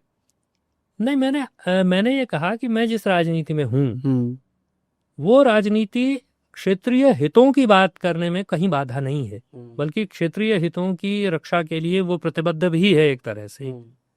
लेकिन ये जो जिनका आप जिक्र कर रहे हैं या जिनका आपने पहले जिक्र किया, तो हमने पिछले दौर में भी कहा और भी एक जगह इंटरव्यू में मैंने इस बात को कहा कि हम ये समझते हैं कि क्षेत्रीय हितों की रक्षा एक बात है और अंध क्षेत्रीयतावादी उन्माद एकदम दूसरी बात है। हालांकि इसमें रेखा बहुत बारीक है, अंतर करना कई बार संभव नहीं होता, अंग्रेजी में जिसको रीजनल शॉविनिज्म कहते हैं। तो क्षेत्रीय हितों की रक्षा से कोई गुरेज नहीं है, लेकिन अंध क्षेत्रीयतावादी उन्माद के साथ हम नहीं। तो ये बारीक रेखा है और जो लोग सही मुद्दों पर संघर्ष कर रहे हैं उनके संघर्षों के साथ हम हैं। उनका ही रास्ता कहीं दूसरी तरफ जाने लगता है तो हमको ये कहने में भी परेशानी नहीं होती कि नहीं ये गलत बात है, हम इससे सहमत नहीं हैं। और लोकतंत्र में इतनी गुंजाइश रहनी चाहिए, डेमोक्रेटिक तरीका यही तो है कि असहमति आप प्रकट कर सकें। अब मान लीजिए कि हम अभी छोटे छोटे संगठन हैं और आज के दिन पर हम असहमति नहीं प्रकट कर सकते तो सत्ता में होंगे तो तब हमसे कौन असहमति प्रकट कर पाएगा। जब आज के दिन पर सड़क पर खड़े हुए व्यक्ति से असहमति नहीं प्रकट की जा सकती, उसकी ट्रोल आर्मी आकर के आपको घेर लेगी जबकि वो सड़क पर है, तो कल को वो सत्ता में होगा तो तब बोलने देगा आपको। तो इसलिए असहमति के लिए गुंजाइश रहनी चाहिए, जहाँ साथ चलने का स्कोप होगा, जहाँ दमन उत्पीड़न की बात होगी, वहाँ हम खड़े रहे हैं मजबूती के साथ ऐसे तमाम लोगों के पक्ष में। अच्छा, आपने बताया कि और दिखता भी है आप उत्तराखंड के विभिन्न मुद्दों पर खुलकर बात करते हैं। हालिया दौर में दो बातें बहुत चर्चाओं में हैं। पहली बात तो है मूल निवास, दूसरी बात है भू कानून। इनके लिए सड़कों पर स्थानीय जनता दिख भी रही है। आप कैसे देखते हैं मूल निवास भू कानून का जो ये पूरा आंदोलन उठ रहा है, तो कैसे देखते हैं आप इसे? देखिए, इसमें दो हमारा नज़रिया बहुत स्पष्ट है, दो तरह से इस बात को देखा जा सकता है। पहली बात तो ये है कि भाई हम ये समझते हैं, जिस बात को मैंने पिछले सवाल के जवाब में भी कहा, कि हम ये समझते हैं कि किसी भी इलाके में वहाँ के संसाधनों पर, वहाँ की नौकरियों पर, वहाँ के तमाम दूसरी चीज़ों पर पहला अधिकार उस इलाके के या उस राज्य के लोगों का है। और ये सिर्फ उत्तराखंड की बात नहीं, ये देश के किसी भी राज्य पर लागू होता है, किसी भी राज्य के रहने वालों पर ये लागू होता है कि वहाँ के संसाधनों, वहाँ की नौकरियों पर उनका पहला अधिकार होना चाहिए। ये एकदम ठीक बात है। लेकिन जैसा मैंने पहले कहा कि भाई क्षेत्रीय हितों की रक्षा और अंध क्षेत्रीयतावादी उन्माद के बीच की जो बारीक रेखा है उसको भी समझना चाहिए। और कई बार ये हो रहा है कि हम उस दूसरी तरफ जा रहे हैं। कई बार हम ये कहने लगते हैं कि नहीं भाई हम तो बाहर वाले को किसी को बर्दाश्त ही नहीं करेंगे, तो ये नहीं हो सकता है ना, ये गलत बात है। क्योंकि संविधान ये अधिकार भी देता है, भारत का संविधान ही अधिकार देता है कि आप कहीं भी जाकर के बस सकते हैं, आप कहीं भी जाकर के व्यवसाय कर सकते हैं। और हम उत्तराखंडी लोग जो इस देश के हर कोने में हैं, हम उत्तराखंडी लोग जो दुनिया के हर कोने में हैं, हम इस बात से भी छाती चौड़ी करेंगे कि भाई अमेरिका में फूलदेई मनाई गई और यहाँ हम कहेंगे नहीं कोई बाहर वाला नहीं आना चाहिए, ये कैसे चलेगा? तो ये इसको यहाँ पर सवाल इसको समझना चाहिए कि बिल्कुल यहाँ के संसाधनों पर, यहाँ की नौकरियों पर, यहाँ की तमाम चीज़ों पर पहला अधिकार यहाँ के लोगों का है। वो अधिकार सुरक्षित किया जाना चाहिए, वो अधिकार सुनिश्चित किया जाना चाहिए। ये एक बात। तो इसके है लिए ना? भू कानून और- जरूरी है या नहीं? और नहीं, भू कानून इस सवाल का असल में जवाब नहीं है। भू कानून को इस सवाल का जब मैं बताता हूँ इसको, भू कानून तो इस सवाल का जवाब नहीं है ना। लोग असल में जो कुछ चीज़ों की तलाश कर रहे हैं, है ना, और हम उस तलाश में लगातार भटक रहे हैं और कई बार हम कठिन सवालों का आसान जवाब चाहते हैं। तो ये जो जटिल सवाल हमारे सामने खड़े हैं, हम जटिल सवालों का कुछ सस्ता सरल जवाब ढूंढने की कोशिश कर रहे हैं। ये 1994 में भी हुआ। हमको बताया गया कि राज्य हर सवाल का जवाब है, राज्य बन जाएगा तो सब सवाल हल हो जाएंगे। तो हम तो उसी धारा के साथ आए यहाँ तक। अब 30 वर्ष बाद वो कह रहे नहीं, राज्य तो बन गया वो तो ठीक है, लेकिन अब कुछ और हो जाएगा तब जाकर के पूरा होगा, है ना। तो ठीक है, जिसने जो पहली बार ये सुन रहा है उसको ये आकर्षित करेगा, लेकिन मुझको ये आकर्षित नहीं करेगा। मैं इसकी तार्किकता में जाऊंगा, क्योंकि मैं तो 30 साल की यात्रा करके आया हूँ यहाँ तक। मैं तो 1994 से यहाँ तक आया हूँ, लगातार उस यात्रा को करते हुए आ रहा हूँ। तो उस 1994 में चूंकि मैं 12वीं में पढ़ता था, उस दिन पर मुझको लोगों ने कहा कि राज्य बनेगा तो सारा सवाल हल हो जाएगा, तो मैंने ये स्वीकार कर लिया। आज मुझको कोई ये बताएगा तो मैं ये नहीं मानूंगा इतनी आसानी से। एक, लेकिन ये तो मेरी बात नहीं। लेकिन मैं कह रहा हूं कि भू कानून का असल में जो मसला है, तो जमीन का कानून कैसा होना चाहिए ये सवाल है। उससे ज्यादा बड़ा सवाल है कि जमीन का उपयोग क्या होगा, जिस पर कोई बात नहीं कर रहा है। जितने सब भू कानून के प्रवर्तक झंडावरदार हैं, उनमें से कोई उस पर बात नहीं कर रहा है। और बल्कि मैं थोड़ा कठोर टिप्पणी करूं तो भू कानून के पैरोकार जो हैं वो जमीनों के वैसे ही समर्थक हैं जैसे गौरक्षक गायों के समर्थक हैं। अच्छा, है ना। क्योंकि आप, ये सही बात है कि जमीन बचनी चाहिए, जमीनों की रक्षा होनी चाहिए, जमीनों को बेतहाशा उनकी खुली बिक्री नहीं होनी चाहिए, एकदम सही बात। पूंजीपतियों को जमीनों की लूट करने की छूट नहीं होनी चाहिए, ये बिल्कुल ठीक बात यहाँ जो है ना। लेकिन यहाँ तक वहां तक आते हैं। लेकिन सवाल यह है कि उस जमीन का उपयोग क्या होगा। असल मसला यहाँ ये है जिस पर बात नहीं हो रही है। नहीं, यहाँ पर जो आम धारणा है, यहाँ पर जो लोग हैं उनके पास इतने संसाधन नहीं है। पहली बात तो संसाधन नहीं है, उस वजह से लोगों को लगता है कि हमारे पास थोड़ी सी हमारी जमीन है, अगर सरकार थोड़ा हिमाचल के जैसे भू कानून लेके आ जाए तो हमारे भी बल्ले बल्ले हो जाएंगी। मैं यहाँ पर ये चीज़ देखता हूँ कि बाहर के लोग आकर हमारी ज़मीनों को सस्ते औंधे पौधे दामों में खरीद रही है और मजबूरी में हमें बेचना पड़ रहा है। कोई भी नहीं चाहता, क्योंकि पहाड़ी लोग बहुत जनरली भोले हैं, आप इस बात को भी मानते होंगे। तो प्रॉब्लम जिस तरीके से है, प्रॉब्लम आपने बताई कि आपने बताया कि भाई हम अनुभव लेके आए हैं कि हमें पहले कहा गया कि राज्य, अब आप कहा जा रहा है कि राज्य को आगे बढ़ाने के लिए ये। लेकिन आम जनता को कैसे सरल भाषा में हम ये बात बताएं कि वो जहां से आपने बात शुरू की, जिस पे जो आपने बीच में कही हिमाचल जैसा कानून, हाँ, अच्छा, ये हम बहुत साल से सुनते आए, ये हम राज्य आंदोलन में भी सुनते आए। तो राज्य आंदोलन लोग कहते थे साहब हिमाचल जैसा भू कानून, धारा 371, तो वो सुनकर के ऐसा लगता था, अभी भी हमारे जो क्षेत्रीय पार्टी वाले मित्रगण हैं वो ऐसे ही बोलते हैं। तो सुन करके लगता था हिमाचल प्रदेश में कोई धारा 371 है, हिमाचल प्रदेश में कोई धारा 371 नहीं है ना। एक तो पहली बात, हिमाचल जैसा कानून का मतलब क्या है, हिमाचल का कौन सा कानून है ना। ये तो ये इसीलिए मैंने आपसे कहा कि यहाँ जो कृषि भूमि के का उपयोग हम क्या करेंगे इसकी जरूरत है ना। अगर कृषि भूमि के सही उपयोग के लिए कोई नीति नहीं होगी तो जाहिर सी बात है कि फिर उस जमीन को बचा करके करेंगे क्या। आज के दिन पर एक हिस्से में ये संकट है कि जमीन औने पौने दामों पर खरीदी जा रही है, पूंजीपति खरीद रहा है। और क्यों खरीद रहा है, 2018 में चूंकि त्रिवेंद्र सिंह रावत जी ने एक नीति बनाई, उस नीति में ये प्रावधान कर दिया गया। हमारे यहाँ जो कानून है असल में जमीन का कानून, जमीन का सवाल इतना सीधा सरल नहीं है, जमीन का सवाल जटिल सवाल है। तो हमारे यहाँ जो जमीन का कानून है उसका नाम है, अभी भी उसका नाम है उत्तर प्रदेश जमींदारी विनाश और भूमि सुधार अधिनियम 1950, Uttar Pradesh zamindari abolition and land reform act 1950, है ना। तो वो कानून हमारे यहाँ लागू है। उस कानून में ये लिमिट है कि कोई भी व्यक्ति के पास, किसी भी व्यक्ति के पास 12.5 एकड़ से ज़्यादा ज़मीन नहीं हो सकती। ठीक है। फिर जब राज्य बना तो यहाँ एनडी तिवारी जी के ज़माने में प्रावधान किया गया कि भाई आवासीय भूमि कोई 500 वर्ग मीटर से ज़्यादा नहीं खरीद पाएगा। फिर दूसरी सरकार बनी 2007 में, भाजपा की सरकार बनी, उन्होंने कहा नहीं 250 वर्ग मीटर से ज़्यादा आवासीय भूमि नहीं खरीद पाएगा। लेकिन ये जो लिमिट है ये शहरी निकायों के बाहर लागू होती थी, शहरी निकायों में लागू नहीं होती थी, है ना। 2018 में त्रिवेंद्र रावत जी ने क्या किया, उन्होंने कहा कि साहब औद्योगिक प्रयोजन के लिए कोई चाहे तो कितनी भी मर्जी जमीन खरीद सकता है, कहीं का भी। हाँ, उद्योगपति तो कहीं का ही होगा, है ना। तो औद्योगिक प्रयोजन के लिए कितनी भी जमीन खरीदी जा सकती है। तो ये लोग तो इसको, इसीलिए मैं कह रहा हूँ कि इसको सीमित उसमें नहीं देखना चाहिए। लोग तो इसको सिर्फ इतना देख रहे हैं कि साहब हमारी जमीन बिक गई। हम कह रहे हैं कि ये थियोरेटिकल क्वेश्चन भी है कि उस कानून का नाम क्या है। उस कानून का नाम है उत्तर प्रदेश जमींदारी विनाश और भूमि सुधार अधिनियम। उसमें पहली बात है जमींदारी विनाश। जमींदारी विनाश कहाँ से आया? आज़ादी के आंदोलन से आया, है ना, कि कोई जमींदार नहीं होना चाहिए, कोई जोतदार नहीं होना चाहिए, जमीन की हदबंदी फिक्स है कि 12.5 एकड़ से ज्यादा नहीं हो सकती।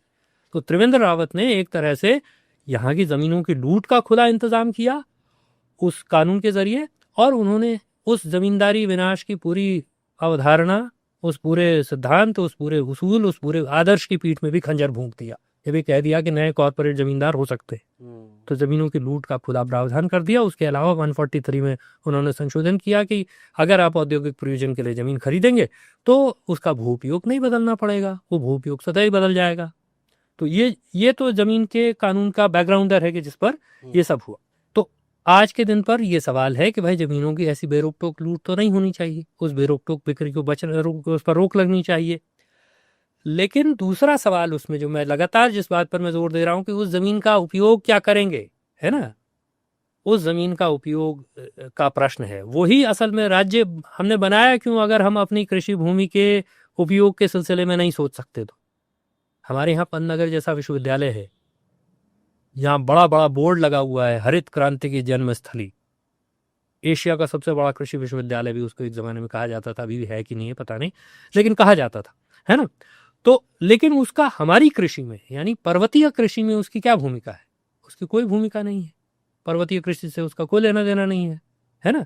तो पर्वतीय कृषि अगर बेहतर नहीं होगी, पर्वतीय कृषि अगर उत्पादक नहीं होगी, पर्वतीय कृषि अगर लाभकारी नहीं होगी, तो सिर्फ जमीन बचा करके थोड़ी चलेगा। तब जमीन में ठीक है, आज के दिन पर बड़े हिस्से में क्या हो रहा है, तो सुअर, बंदर, बाघ, भालू नाच रहे हैं। जो गांव में बचा हुआ है वो झेल रहा है उस त्रास को, उस मार को। क्यों? क्योंकि उसको उत्पादक बनाने का कोई नीतिगत प्रयास किसी सरकार ने नहीं किया, कोई नियोजनकारी प्रयास किसी सरकार ने नहीं किया कि उसको उत्पादक बनाया जाए, उसको लाभकारी बनाया जाए, वो हमारे रोजगार का आधार बने। कृषि, बागवानी, पशुपालन हमारे रोजगार का आधार बने। वो बनेगा तो पलायन पर भी रोक लगती, तब इतने बड़े पैमाने पर पलायन नहीं होता। पलायन आयोग ने अपनी रिपोर्ट में कहा कि सबसे ज्यादा लोग क्यों पलायन कर रहे हैं, तो रोजगार के लिए पलायन कर रहे हैं, फिर स्वास्थ्य और शिक्षा के लिए पलायन कर रहे हैं। तो रोजगार का आधार वो कृषि बने, तो इसके लिए जो जरूरत है असल में, तो मैं तो बहुत साल से ये बात कह रहा हूं, या हमारी पार्टी तो बहुत समय से इस बात को कह रही है कि पहली जरूरत क्या है? पहली जरूरत है कि भूमि बंदोबस्त, है ना। यहां अंग्रेजों के जमाने में हर नया कमिश्नर आकर के भूमि बंदोबस्त करता था। आजाद भारत में 1958 से 1964 के बीच में अंतिम भूमि बंदोबस्त हुआ, जिसको 40 साला भूमि बंदोबस्त कहते थे। क्या होता है भूमि बंदोबस्त? यानी कि भूमि की पैमाइश, भूमि को नापना और नाप करके ये दर्ज करना कि कौन भूमि किस श्रेणी की है, किस भूमि का क्या उपयोग है। तो आपके पास जो लैंड रिकॉर्ड है असल में, तो वो लैंड रिकॉर्ड कब का है? 1964 का है। 1964 का भूमि बंदोबस्त कहता है कि हमारे पास केवल 9% कृषि भूमि है 64 में। आज कितनी बची होगी पता नहीं। वो भूमि बंदोबस्त जो है 40 साल था, 2004 में खत्म हो गया। तो लेकिन कोई सरकार जमीन नापने को भी तैयार नहीं, जमीन की क्या स्थिति है। ठीक है।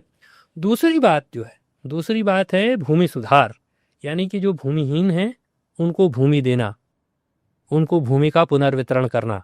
यहाँ दलित है बड़ा हिस्सा, उसको भूमि का पुनर्वितरण करना। इसमें जब हम हिमाचल की बात करते हैं कि हिमाचल जैसा भू कानून, आप पूछिए कि भाई हिमाचल जैसा भू कानून, तो ये मैं आपसे कह रहा हूँ कि 1994 से हम ये जुमला सुनते आए, लेकिन हिमाचल जैसा भू कानून का मतलब हिमाचल का कौन सा कानून, हिमाचल के कानून का कौन सा हिस्सा? तो आम तौर पर हम हिमाचल के कानून के बारे में जानते हैं कि वहाँ हिमाचल प्रदेश में कानून है साहब, जिसमें 30 साल तक बाहर वाला जमीन नहीं खरीद सकता। यानी जब तक आप हिमाचल प्रदेश में 30 साल नहीं रह लेंगे तब तक आप जमीन नहीं खरीद सकते। इतना भी नहीं पता कि 30 साल वाला भी नहीं जानकारी है बहुत लोगों को। इतने भर से, लेकिन क्या इतने भर से हो जाएगा? क्या हिमाचल की सारी तरक्की का आधार वो इतना ही है? उस कानून का नाम है Himachal Pradesh tenancy and land reform act 1970। तो उस Himachal Pradesh tenancy and land reform act 1970 में ये प्रोविजन है कि साहब 30 साल बाहरी व्यक्ति जमीन नहीं खरीद सकता। उस कानून में एक धारा 118 है जो कहती है कि agricultural land can not be sold to non agriculturist, यानी कि कृषि भूमि किसी गैर कृषक को नहीं बेची जा सकती। वो गैर कृषक हिमाचली है कि नहीं है, इससे कोई फर्क नहीं पड़ता, है ना। कृषि भूमि किसी हाल में गैर कृषक को नहीं बेची जाएगी। और उसमें प्रावधान है कि मान लीजिए कि धोखाधड़ी से बेच दी गई, तब क्या होगा? तब जांच होगी, जांच में पाया गया कि धोखाधड़ी से बेची गई तो वो भूमि वापस सरकार में निहित हो जाएगी। बड़े बड़े बिजनेसमैन जो होते हैं वो भी खुद को कृषक दिखाते हैं तब। हाँ, तो नहीं, कानूनी रूप से वो तो एक अलग तरह का प्रश्न है, लेकिन कानूनी रूप से ये बात है। लेकिन दूसरा जो उसमें मसला है कि हिमाचल का कानून, मान लीजिए कि जितना लोग जान रहे हैं तो लगभग इतना ही जान रहे हैं। इसमें भी जैसा आप कह रहे हैं कि बहुत सारे लोग तो इतना भी नहीं जानते, वो इतना जानते हैं कि बाहर वाले को जमीन खरीदने का अधिकार नहीं। लेकिन हिमाचल प्रदेश ने यहाँ से शुरू नहीं किया। हिमाचल प्रदेश ने शुरू किया 1968 में, उनका जो नियमावली एक बनाई उसका नाम है नॉर्थोल्ड लैंड रूल्स 1968। वो क्या है? वो भूमिहीनों को सरकारी बेनाब बंजर जमीन देने की नियमावली है। तो 1968 में उन्होंने, उत्तराखंड में कभी ऐसा हुआ नहीं, उत्तराखंड में ये नहीं है, ये प्रावधान ही नहीं है ना। तो ये बेनाब बंजर जमीन देने का कानून उन्होंने बनाया भूमिहीनों को। जैसा मैं कह रहा हूँ कि हमारे यहाँ भी दलित हैं, बड़े पैमाने पर भूमिहीन है, तो उनके लिए ये भूमि सुधार की बात जो हम कह रहे हैं वो यही है। तो उन्होंने यहाँ से शुरू किया 68 में, फिर उन्होंने 70 में चकबंदी का कानून बनाया। ठीक है, चकबंदी का कानून अलग से उन्होंने बनाया। और चकबंदी का मतलब आप समझते हैं कि जो अलग अलग खेती, बिखरी खेती है, बिखरी जोतों को इकट्ठा करना। तो ये चकबंदी का कानून उन्होंने कब बनाया? जब उन्होंने भूमिहीनों को जमीन देने का इंतजाम कर दिया। और फिर उसके बाद उन्होंने वो जो कानून हमने जिसका शुरू में जिक्र किया वो बनाया। तो असल में जमीन के कानूनों की यात्रा इसी तरह की चाहिए। हिमाचल के कानून का मतलब ये तीनों कानून है।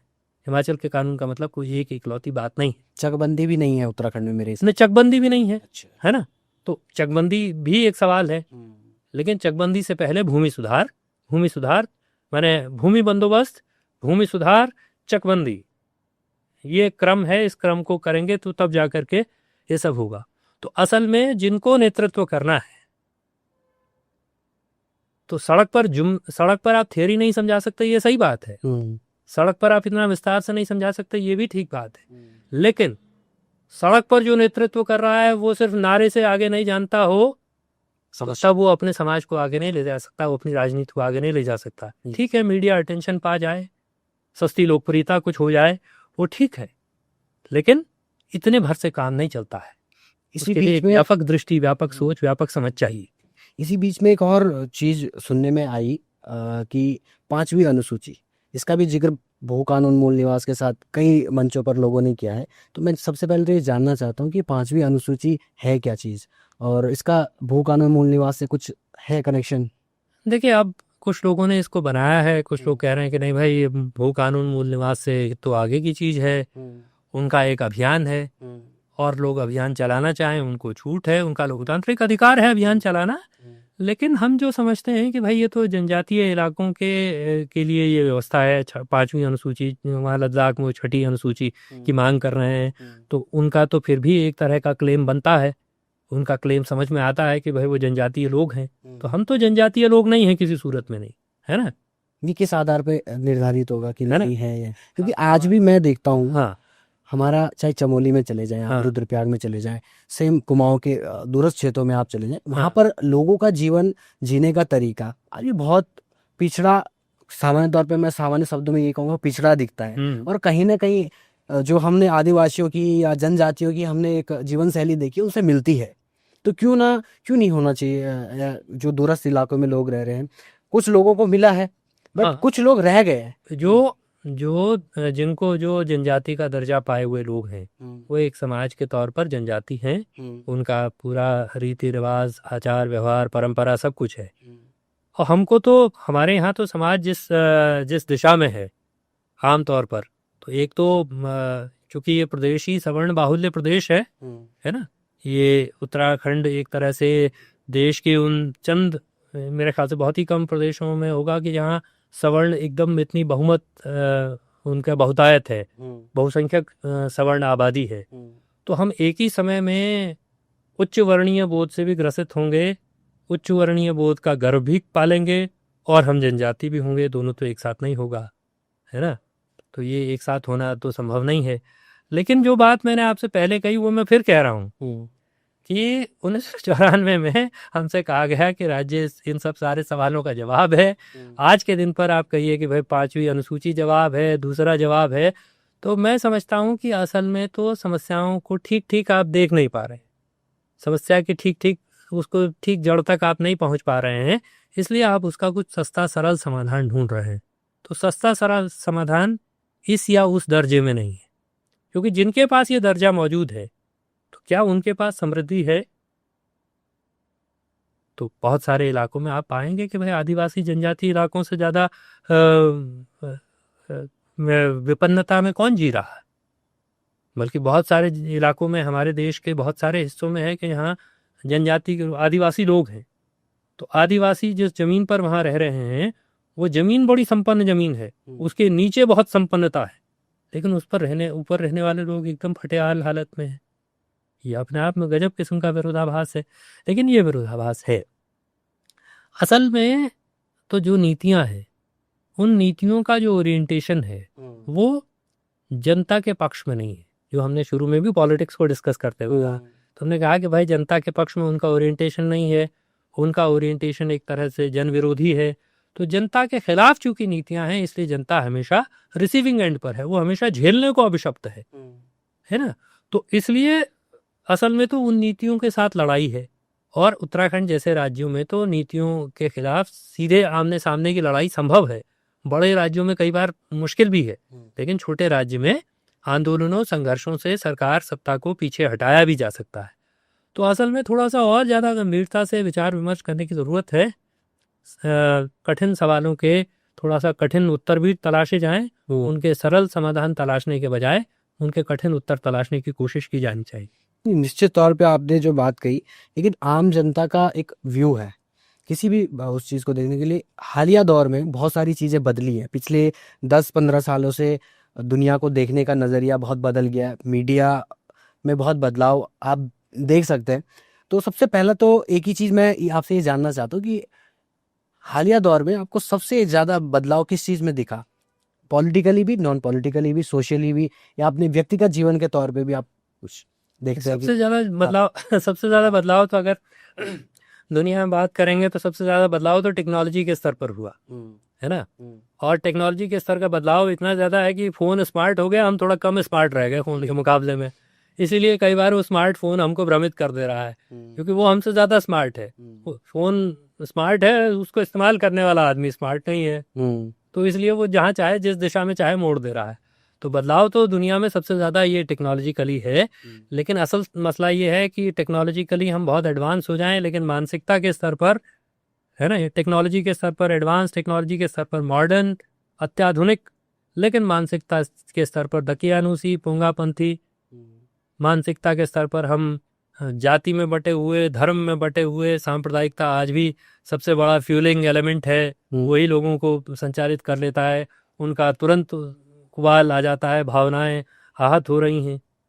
भाव शून्यता के इस दौर में, भावनाहीनता के दौर में भावनाएं सबसे तेज़ गति से आहत होने के क्रम में हम खड़े हैं। तो असल में ये हमको समझना चाहिए कि अगर एक देश के तौर पर भी, एक समाज के तौर पर भी आगे बढ़ना है तो सिर्फ आधुनिक गैजेट से काम नहीं चलेगा, सिर्फ फ़ोन के स्मार्ट होने से काम नहीं चलेगा। हमको भी थोड़ा स्मार्ट होना होगा, आधुनिक भी होना होगा। दिमागी तौर पर भी आधुनिकता की दरकार है, जिसकी गति शायद काफ़ी कम है उस तुलना में, जिस तुलना में कि आधुनिकता गैजेट्स में आई है। और राजनीतिक तौर पर?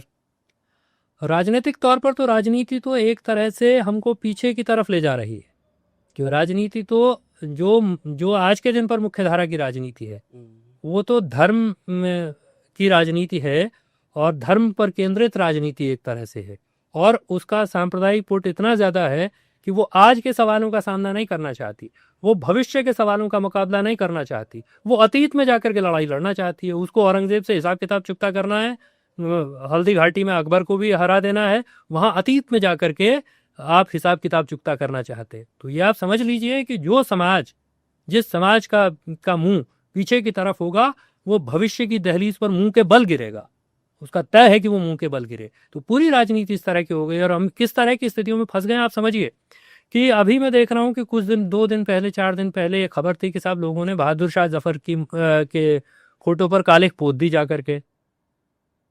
उससे पहले एक दिन पुणे में बहादुर शाह, औरंगजेब का पुतला जलाना था, बहादुर शाह जफर का पुतला जलाए। तो समझ तो इस स्तर पर पहुंचा दी गई है। कौन है बहादुर शाह जफर? बहादुर शाह जफर 1857 की क्रांति में का एक तरह से उस बूढ़े बादशाह को लोगों ने नेता चुना।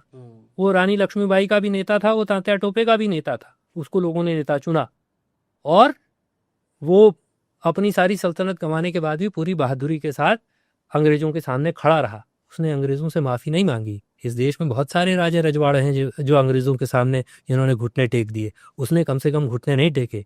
बल्कि इतिहास है कि भाई उसके 2 बेटों के कटे हुए सर ला करके उसके सामने रखे बहादुर शाह जफर के सामने, और अंग्रेज अफसर ने शेर लिख करके भेजा। अंग्रेज ज़्यादा कलाकार टाइप के लोग थे कि अंग्रेज अफसर ने शेर लिख करके भेजा कि दमदमे में दम नहीं है, खैर मानो जान की, ए जफर ठंडी हुई शमशीर हिंदुस्तान की।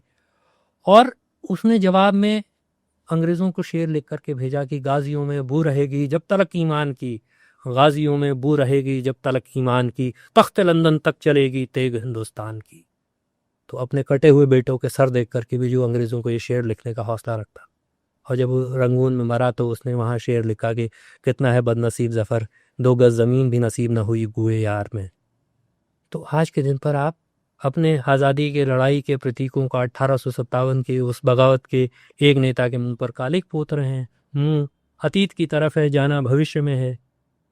तो अतीत की तरफ मुंह करके भविष्य में जाएंगे तो मुंह के बल गिरेंगे। ये इस देश में राजनीति ये सुनिश्चित कर रही है। ये तबाही का रास्ता है, जिसको इकबाल कहते हैं कि वतन की फ़िक्र करना दा मुसीबत आने वाली है, वतन की फ़िक्र करना दा मुसीबत आने वाली है, तेरी बर्बादियों के मशवरे हैं आसमानों में, समझ जाओ हिंदुस्तान वालों वरना तुम्हारी दास्तां तक न होगी दास्तानों में। तो ये वही बर्बादी का रास्ता है जिस मुल्क में राजनीति जिस रास्ते पर ले जा रही है। कुछ लोग 20 बरस सत्ता में इस रास्ते से रह सकते हैं, लेकिन मुल्क बर्बादी की तरफ जाएगा। इस आप जब ये बातें कह रहे हैं तो मुझे बड़ा एक अंदर से एक चीज़ समझ में आ रही है।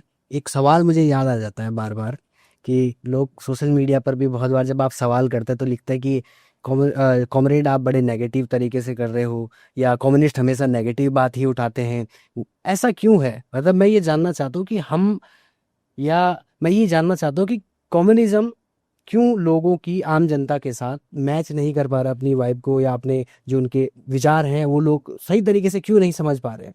नहीं, एक हिस्सा तो भाई उसके खिलाफ रहेगा, हाँ, है ना।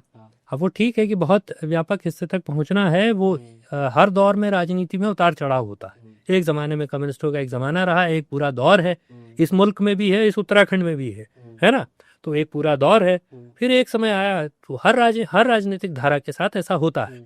ये एक बात है, उसमें कोई ऐसी बात नहीं है कि वो जो हमारी खामी कमजोरी है उससे हम मुंह चुरा रहे हों। बल्कि कम्युनिस्ट पार्टी का जो बेसिक उसूल है, कम्युनिस्ट पार्टी का सिद्धांत है कि भाई वो आलोचना और आत्म आलोचना के सिद्धांत पर चलती है।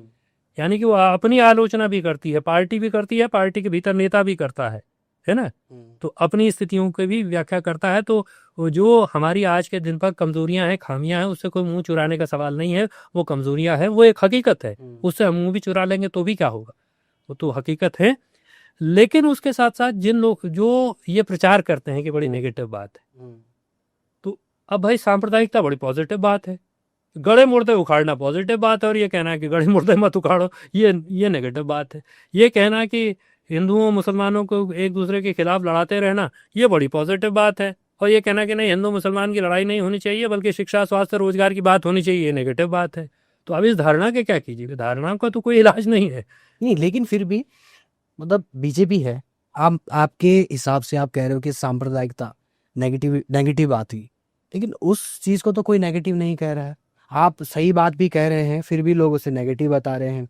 ऐसा क्यों है? मतलब कहीं ना कहीं लोग गैप लोग नहीं बता रहे हैं। नहीं, मैं सोशल मीडिया पे जो चीज़ें देख रहा हूँ, मैं उसके अलावा भी ये सवाल आपसे कर एक रहा हूँ। तो देखिए, हाँ। लोग नहीं बता रहे हैं। दूसरा एक बात है कि अगर हम भी है, माना मैं भी हूँ, है ना, तो मैं कोई दूसरी दुनिया से थोड़ा आया हूँ। वो हमने अभी यात्रा की बात भी तो की, कहाँ से आए और कहाँ तक पहुँचे। तो अगर इस समाज में इस विचार के लिए गुंजाइश होगी, तभी व्यक्ति उस विचार के साथ खड़ा होगा। उस विचार के लिए स्कोप नहीं होगा, उस विचार के लिए संभावना नहीं होगी, तो तब व्यक्ति वो विचार पनपेगा ही नहीं, उस विचार वाला कोई आदमी भी नहीं होगा। नहीं, लेकिन अगर लोग ये कह रहे हैं, अगर लोग ये कह रहे हैं नहीं ये बहुत सही आदमी है ना, हमारे बहुत सारे साथी लोग ये कहते हैं कि अरे साहब, चौराहे पर तो लोग कह देते हैं कि साहब भाषण बहुत बढ़िया था, लेकिन फिर बाद में तो ऐसा नहीं होता, वैसा नहीं। मैंने उनसे कहा कि देखो, जब तक चौराहे पर आदमी ये कह रहा है कि नहीं बात तो सबसे सही यही कह रहा है, इसकी बात सुनी जानी चाहिए, तब तक आपके लिए गुंजाइश है, तब तक आपके लिए स्कोप है। और ये बात तो है कि भाई एक ठीक है, एक दौर है, एक समय है, उसमें ये राजनीति थोड़ा कमज़ोर है ना, लेकिन अंततः ये दुनिया के तमाम मेहनतकशों के पक्ष का विचार है। हिंदुस्तान में भी, उत्तराखंड में भी गरीबों के पक्ष का विचार है। आज के दिन पर हो सकता है दूसरा विचार हावी हो। तो मैंने आपसे शुरू में इसीलिए तो मैंने वो वीरेंद्र डंगवाल कविता सुनाई कि भाई अब ठीक है, बेईमान सजे बजे हैं, तो इसलिए बेईमानी सजावट तो नहीं हो सकती, और कातिल मज़े में भी है, तो कत्ल करना तो मज़ेदार काम नहीं हो सकता। नहीं, आपके मन में कभी ये ख्याल नहीं आया कि आम धारणा जो रहती है लोगों की, वो रहती है कि बदलाव, अब हमेशा बदलाव की बात करते हैं, विकास की बात करते हैं, लेकिन आमतौर पे जो धारणा है वो ये है कि बदलाव जो आती है उसके लिए शक्ति चाहिए।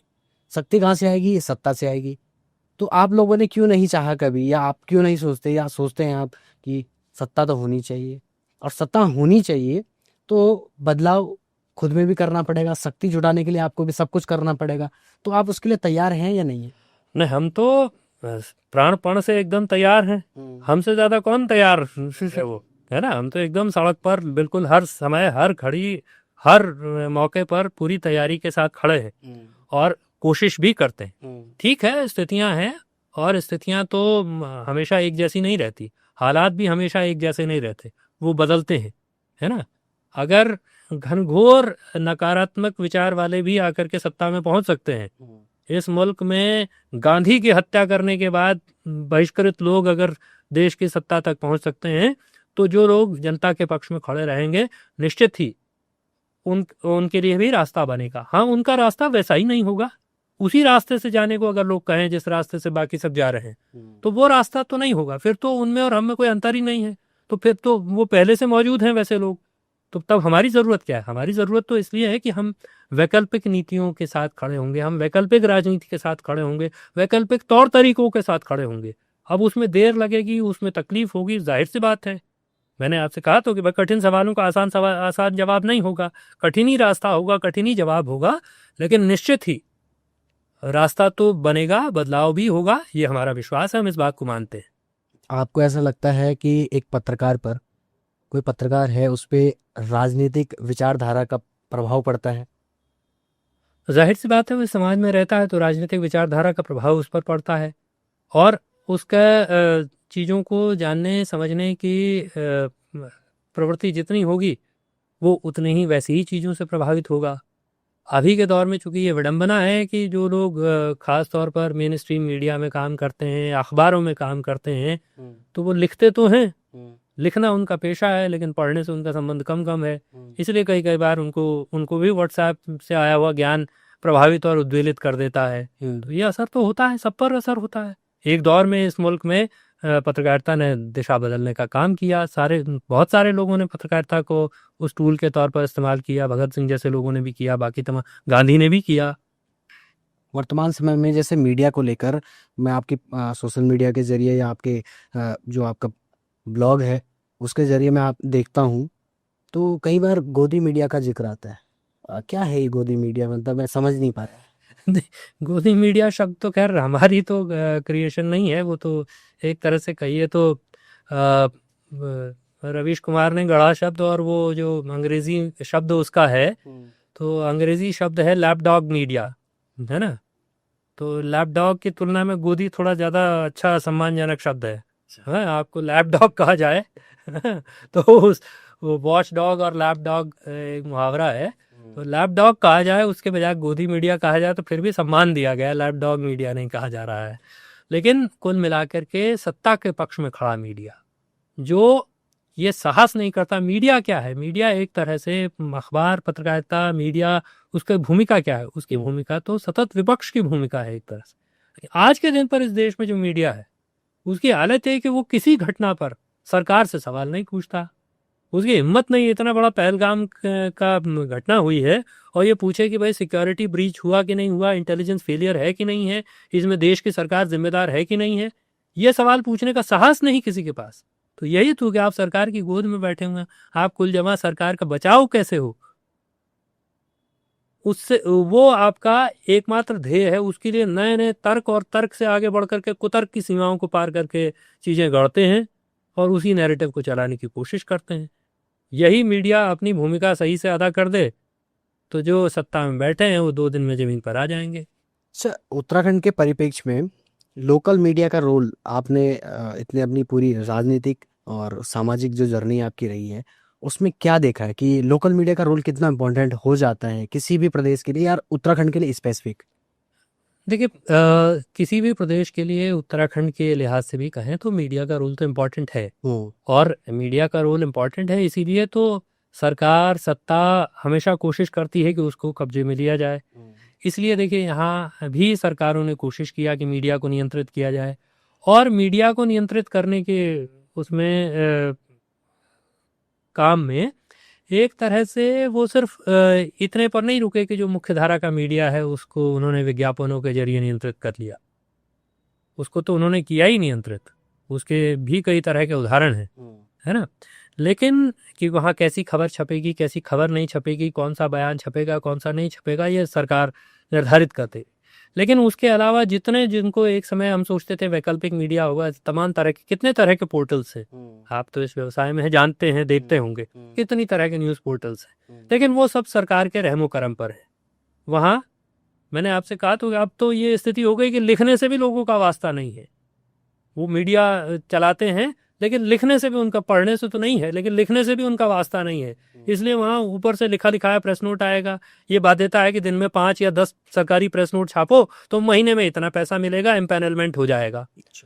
यहाँ तक सरकार बढ़ी और उससे आगे एक कदम और बढ़ गई। अब तो इस पर चर्चा नहीं हो रही है, ये बात खुल करके थोड़ा चर्चा होनी चाहिए कि जो लोग मुख्यधारा की मीडिया में पत्रकारिता करते थे और वो वहाँ से निकले, आज के दिन पर उनके पास ये काम है, वो सरकार के सूचना और लोक संपर्क विभाग के पेरोल पर हैं और उनका काम है कि वो अपने सोशल मीडिया पर सरकार की तारीफ करें, उनको पैसा मिलता है इस बात का। अच्छा, है ना, मतलब ये हाँ, ये और अभी शुरू तो त्रिवेंद्र रावत जी के ज़माने में शुरू हो गया था, लेकिन ये जो हमारे भाई साहब हैं धाकड़ हैंडसम वाले, ये इस बात को थोड़ा जिलों तक ले गए। अच्छा, अब जिले में सूचना विभाग ने सोशल मीडिया पेज चलाने के लिए पत्रकारों को हायर किया, जो किसी ज़माने में हमारे उजाला, दैनिक जागरण या किसी भी अखबार में नौकरी करते थे, वैसे पत्रकार हायर करके नौकरी पर रखे गए हैं। ये ऑफिशियली कोई घोषणा है? बिल्कुल ऑफिशियली है, अच्छा। ऑफिशियली लोग अपॉइंटेड हैं।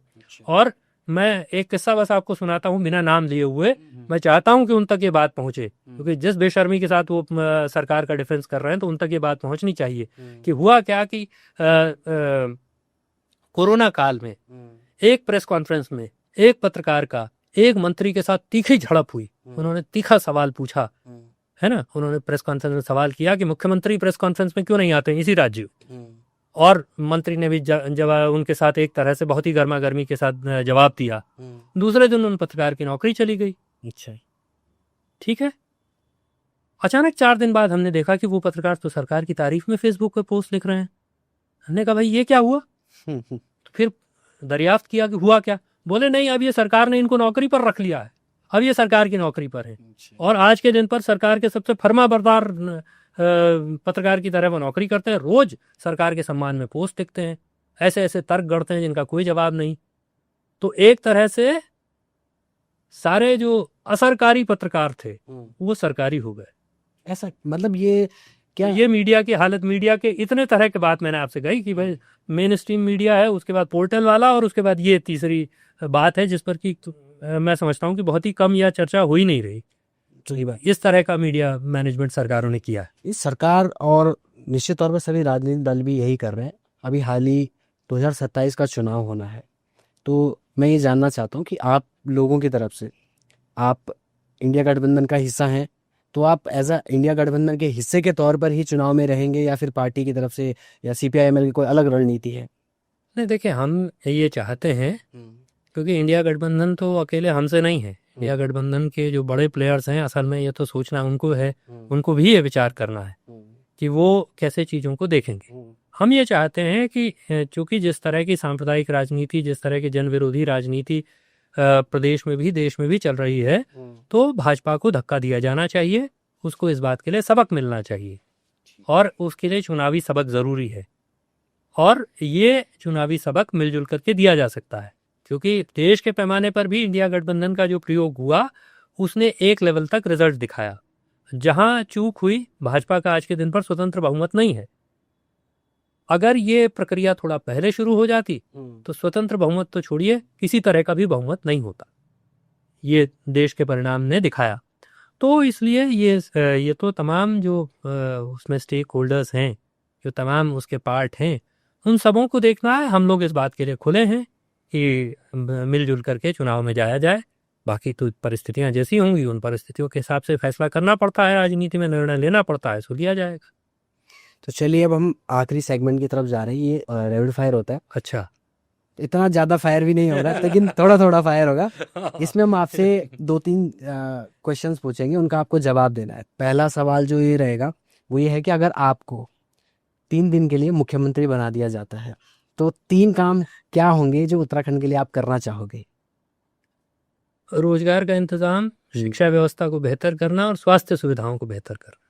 ठीक है। आपको सबसे ईमानदार नेता कौन लगता है? सबसे ईमानदार? ईमानदारी के पैमाने पे बहुत सारे लोग हैं। कम्युनिस्ट पार्टी में तमाम लोग बहुत ईमानदार हैं। एक नाम बताने। एक नाम क्या, बहुत सारे लोग हैं जिन्होंने पूरा जीवन एक तरह से हम तो कम्युनिस्ट पार्टियों में लोगों को देखते हैं कि अपना पूरा जीवन, पूरी संपत्ति, तमाम चीजें वो उन्होंने लगाई हैं। तो ऐसे बहुत सारे नाम हैं। अच्छा, एक किताब जो हर युवा को या किसी को भी जीवन में एक बार जरूर पढ़नी चाहिए? हाँ, एक ऐसी भी बहुत सारी किताबें हैं। कम्युनिस्ट मैनिफेस्टो लोगों को पढ़ना चाहिए, गोरकी की माँ भी पढ़नी चाहिए, भगत सिंह का लिखा हुआ पढ़ना चाहिए। इस मुल्क में तो भगत सिंह का लिखा हुआ लोग पढ़ें। भगत कम से कम एक जो आप बेस्ट बताएं, मतलब कि कम से कम एक तो पढ़े, है ना।